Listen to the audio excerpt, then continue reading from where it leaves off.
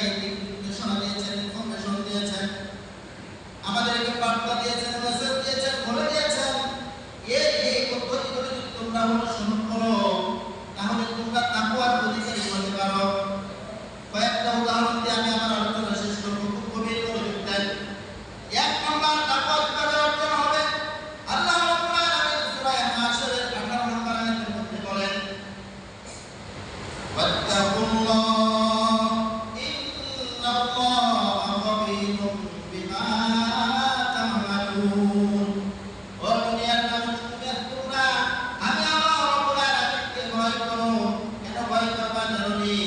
তোমরা যা করো আমি আল্লাহ রাব্বুল আলামিন সব কিছু জানি। আল্লাহ রাব্বুল আলামিন বলেছেন তাকওয়া অর্জন করবা এইভাবে, সব সময় সদা সর্বদা তুমি এই চিন্তা করবা, এই ধারণা পূরণ করবা যে আমি যা কিছু করি না কেন, যেখানেই থাকি না কেন, আমার মালিক আমাকে দেখতেছে। এই ধারণা যখন থাকবে, এই চিন্তা চেতনা যখন থাকবে, বলেন তো তখন কি গুনাহ হবে? বলেন, তখন গুনাহ হবে না।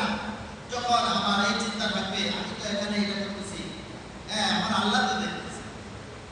দেখেন তাকওয়া অর্জনের এক নাম্বার। দুই নাম্বার কথা হলো আল্লাহ রাব্বুল আলামিন এই আয়াতের প্রথম অংশে বলেন, ইয়া আইয়ুহাল্লাযীনা আমানু তাকুল্লাহা ওয়াল তানজুর নাফসুম মা কদ্দামাত লিগাদ। ও দুনিয়ার মানুষ, ও ঈমানদারেরা শোনো, তোমরা আমি আল্লাহ রাব্বুল আলামিনকে ভয় করো, আমি আল্লাহ রাব্বুল আলামিনকে ভয় করো। আর আজকে তুমি সারাদিন যা করেছো এটা নিয়ে একটু চিন্তা ভাবনা করো, এটা আগামীকালকে তোমার জন্য কতটুকু কাজে আসবে। তুমি যদি আগামীকালকে মরে যাও, আজকে সারাদিন তুমি কাজ করলা, সময়টা কাটাইলা, এই সময়ের মধ্যে কতটুকু তুমি জান্নাতি কাজ করেছো আর কতটুকু তুমি জাহান্নামের কাজ করেছো, এটার হিসাব মিলাও। দেখছেন কত সুন্দর আল্লাহ রাব্বুল আলামিন নির্দেশনা দিচ্ছেন। তিন নম্বরে আল্লাহ রাব্বুল আলামিন বলেন, তুমি যদি তাকওয়া অর্জন করতে চাও তাহলে কি করো? আল্লাহ রাব্বুল আলামিন বলেন সূরা তাওবার 119 নম্বর আয়াতের মধ্যে, ইয়া আইয়ুহাল্লাযীনা আমানু তাকুল্লাহা ওয়া কুনু মা'আস সাদিকিন। সুবহানাল্লাহ। আল্লাহ রাব্বুল আলামিন বলেন, ও দুনিয়ার ঈমানদাররা, তোমরা আমি আল্লাহ রাব্বুল আলামিনকে ভয় করো আর সাদিকদের সাথে থাকো, সিদ্দিকদের সাথে থাকো, সত্যবাদীদের সাথে থাকো। এখানে উলামায়ে কেরাম ব্যাখ্যা করেছেন, তাফসীরের কিতাবের মধ্যে বলা হয়েছে, তাফসীরের কুরআন, তাফসীরের কাছে ঘুরে দেখতে পারেন, সেখানে মুফাসসিরিনে কেরাম বলেছেন এখানে সিদ্দিকদের উদ্দেশ্য হলো, সাদিকদের উদ্দেশ্য হলো বর্তমানে উম্মতের হক্কানি উলামায়ে কেরাম, উম্মতের হক্কানি উলামায়ে কেরামের সঙ্গ দাও, তাহলে তুমি তাকওয়া অর্জন করতে পারবা। এর একটা উদাহরণ কবি বলেন, সাহবাতে সালাতুনা সালাতুনা সাহবাতে তালাতুনা তালাতুনা। এটার বাংলা অর্থ আমরা অনেকেই জানি যে সৎ সঙ্গে সর্বনাশ, অসৎ সঙ্গে সর্বনাশ। সংস্পর্শের একটা প্রভাব আছে না নাই বলেন? আগুনের কাছে গেলে গরম লাগে না ঠান্ডা লাগে? কথা বলেন, গরম লাগে না ঠান্ডা লাগে? আল্লাহ, আপনাদের কষ্ট হচ্ছে? কথাগুলো ছেড়ে দিল? কথা বলেন না। আমি যদি কথা না বলেন তাহলে আমার বক্তব্য করতে পারবো না। কথা বলেন, এই কথাগুলো ইমানের কথা বলতে হবে, শিখতে হবে, শিখতে হবে না।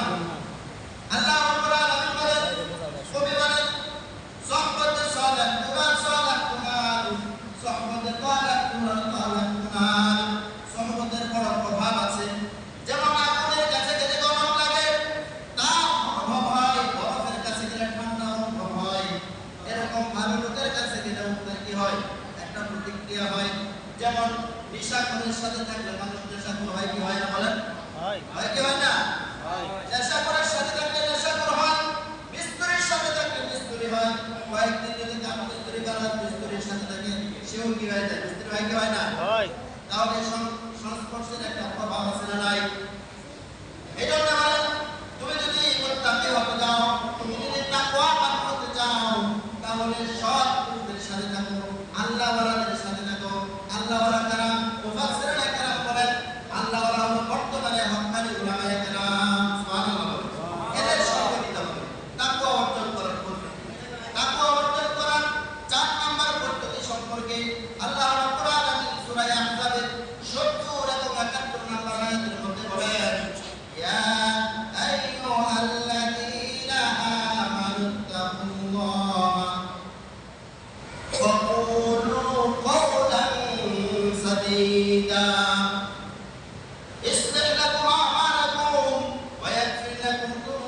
لكم والله غفور رحيم سبحان الله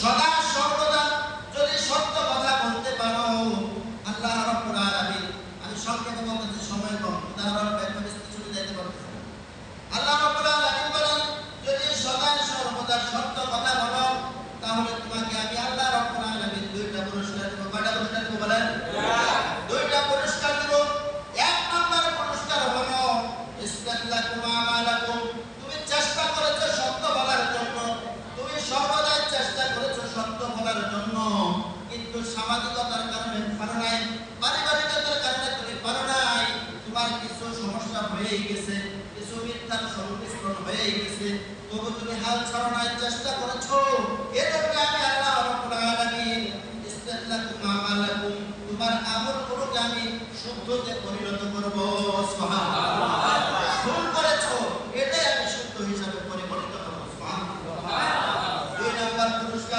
দুই নাম্বার পুরস্কার